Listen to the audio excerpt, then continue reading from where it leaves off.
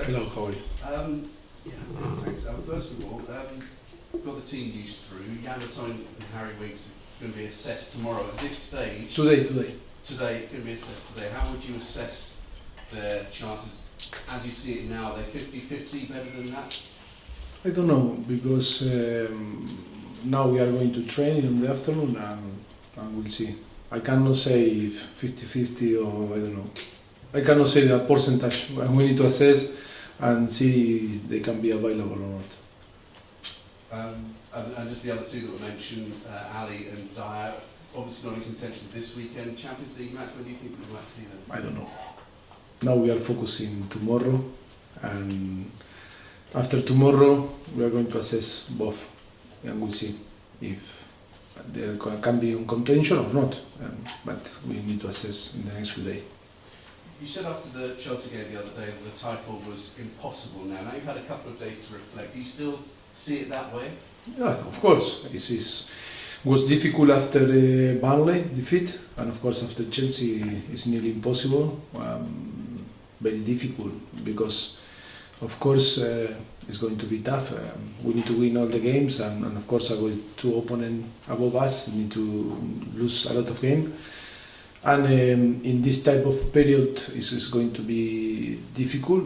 Of course, we want to be dreamers, and we want to dream in football until you finish, and mathematics can be possible. Of course, you can dream, but to be honest, is not a possibility. The percentage is not too big. So the focus presumably then is to hold on to third place. You've got Arsenal just 4 points behind, Manchester United and Chelsea not that much further. Is it not just about holding on to third, but also about ensuring top four at this stage? Yes, I think the feeling is a little bit weird because should be everyone before the start of the season signed to be in the position that we are today. And you are asking me only 4 points, Arsenal or Manchester United below us or Chelsea below us. And I think we are living in different reality because with all the circumstances, Tottenham deserve a big prize to be in the position that we are in that moment of the season. And of course we are disappointed in the last two results, but we need to keep going and trust in our team. And of course it's going to be tough Saturday, but we believe that we can deliver a good job. Off the back of two defeats, is this a good fixture to have? One that you know that you're not going to need to do much in terms of motivating the players, in terms of bouncing back? Or on the flip side, is it a particularly difficult one to bounce back after two? Yes, I will tell after the game. Of course, to motivate the player for this type of game is an easy job because we don't need to motivate them. I think we know very well what it means to play against Arsenal. We know very well that we are going to be motivated, and in front we are going to have a team that's very motivated too. We played twice this season, one Premier League game on Emirates that we lost, another Carabao Cup that we won, and of course it's going to be tough the third game on the season against Arsenal. They have a very good players, they are doing a very good job. Unai Emery is a great manager, I know very well him, and of course it's going to be tough. Always a derby. Always was tough. After my experience here, nearly 5 years, every time that we play against Arsenal was a tough game. And you mentioned there matches against Arsenal. Before you arrived, Tottenham's recent record against Arsenal wasn't particularly good. It's much improved since you've been here. Did you need to change the approach or the mentality going into these North London derbies? Look, sometimes you know. It's a good point because if you questioned before, you asked me about only 4 points, no, the gap with Arsenal or something like this, and now you change the history of the approach of the games against Arsenal wasn't great before we arrived, and of course to change perception, to change mentality of reality is a tough thing to provide a team or a club, and of course we are doing. The team is doing a fantastic job in the last 4 or 5 years. I can talk from we arrived, and I think we are changing that that perception that was that the team or Tottenham was a little bit soft, but I think the most important is that we are fighting in every single game. We can win or we can lose, we can finish second, third or first or four or five or six, I don't know. We'll see what happens, but the most important that the team is fighting, and then it's it's about if we can cope with the competition. Sometimes it's about quality, sometimes it's about mentality, it's to match a different team, the aggression. But because football is not only one area or one thing that you need to care. It's many things that you need to care and to be sure that can work. And of course, I think we are happy, and then we'll see if we can achieve on the end of the season good thing for the club. Harry Kane not facing any action from the FA. Were you worried at all when you saw the incident with Atalanta that there might be some repercussions? No, I think he was very professional in the action. I think it's. I wasn't worried because I knew that it's going to happen. What happened on the end. Don't often see Harry reacting. Were you surprised to see? Was that born out of frustration? Do you think? As I say, we don't normally see him get involved in that sort of altercation. Yeah, but he's a player that care about the club, care about the team, care about the result, care about everything, and it's normal to behave like this. I think the reaction is fantastic from my point of view, because he's a player that care about what is happening there. And I think the strange should be different if he not react or he not show that character, showing this character,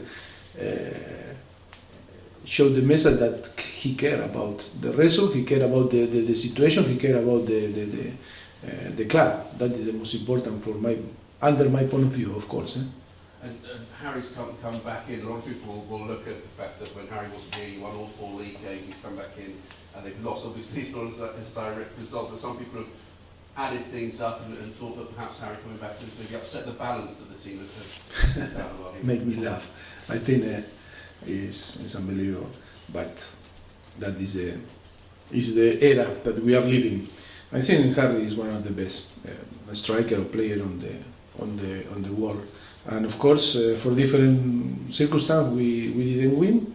But of course, Harry is one of the best players, not only here in Tottenham, if not in England, in Europe, and the world. And that is not doubt, and it's not a debate. Thank you. Mauricio, outside this training ground, for the fans around the world, they can't appreciate is little South Korea. There's about 25 Son fans that turn up to this training ground just to get a glimpse of him. Hundreds that are now turning up outside Wembley as he comes home, and he's just won the London Footballer of the Year. Why did you first sign him, and what has surprised you or pleased you most about his development?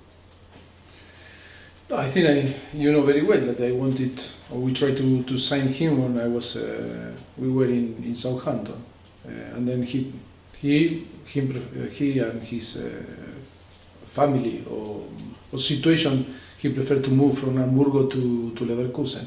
And then, of course, we tried here when we arrived to Southampton to sign, and then we got him. No, we can sign him. Of course, I think everyone can see him, his performance. It's true that he's doing fantastic job for Tottenham. And we know very well his quality and potential. And of course, he's very professional, and of course he's doing a fantastic job for us. In the first half of the match against Chelsea, in the last 20 minutes, you really seem to have control of that match. Of course, Harry Winks hitting the crossbar. What happened? What do you think was missing in that second half? Was Harry getting as much service as he needed as well? No, I think it was an even game. When we were better, I think we conceded a goal from nowhere. If you watch the action, that is why we are so disappointed, because from nowhere arrived Pedro goal. And of course, after you need to go to try to find to equalize the game, and we concede in the way that we concede. One shoot on target for Chelsea and scored twice, happened. We didn't shoot on target, of course. We hit the crossbar, or we have some good action. Harry Kane in the second half nearly to score, very good action, collective action. But sometimes that tough period happened that win and the opponent arrive and score, and happen in all the teams during 10 months. That is why we need to stay all together, stronger, keep our mentality, keep pushing, and of course try to bounce back and try to get the good feeling that we got before these two games. It was the timing and the goal that saw you actually confound that defeat that was probably so upsetting to the team. Does it help you, being a former defender, knowing the role of a defender and a goalkeeper so much, to then move on from a mistake like that? Yeah, for me it's a collective defeat. I cannot blame one or another. I think football is about the mistakes. Football, I accept the mistake. What I know accept is not have the will to improve, or be open to improve, the capacity to fight, the aggression, to match the opponent. That is difficult to accept, but on the end, football is about, of course, the kills, mistakes. If you try, you can make a mistake. I never am upset or disappointed when the player made a mistake, because football is a game that you can make a mistake if you try. If not, if you don't play football, if you are sitting, or like us or we or I on the touchline, I cannot make a mistake because I am not on the pitch. And I know very well football because I play 18 years or 17 years like a professional, and it's so tough.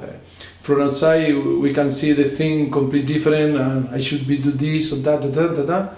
I should behave like this. But when you are there, I know how tough it is to play football, and playing high level worse. That is why, for me, mistake. The most important is how you manage the mistake on high football. When you move on quick, one action, you've made a mistake, but the next action cannot be affected for this mistake. I think it's easy. The problem if you are thinking in the mistake during the whole game after. But I think today, with all the coaching staff, we provide the player a good platform to improve, and we help them to move on every time that some mistake appear. And I think now we care a lot about the player, physical, technical, and psychological too. You know very well that a week can be a long time in football to shape opinion. What an opportunity you have in front of you over this next week. Both a win that could break you comfortably more into the top four, a North London derby, and also... Yes, after Champions League Tuesday, and of course,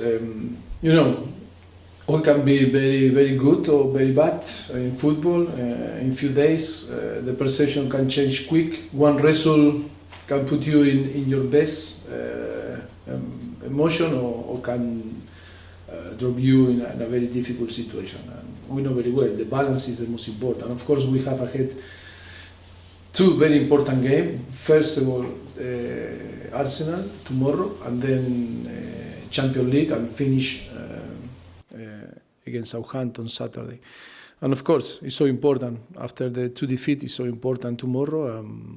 We know very well the most important is to try to enjoy the game, is to try to be focused and play freedom, because I think our position is fantastic. Of course, disappointed because we cannot be the contender, or we are today in a position that maybe we didn't won, or we don't won, because before Burnley, I think my idea was to have today 6 points more and to show our credential being a contender.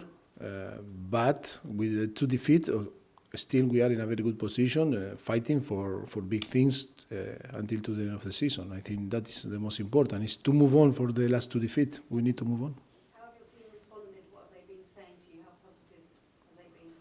But the most important is, is the result, because on the end we play well and like maybe or we play in the same similar level, because it was even the game against Chelsea. But rather to lose, you win.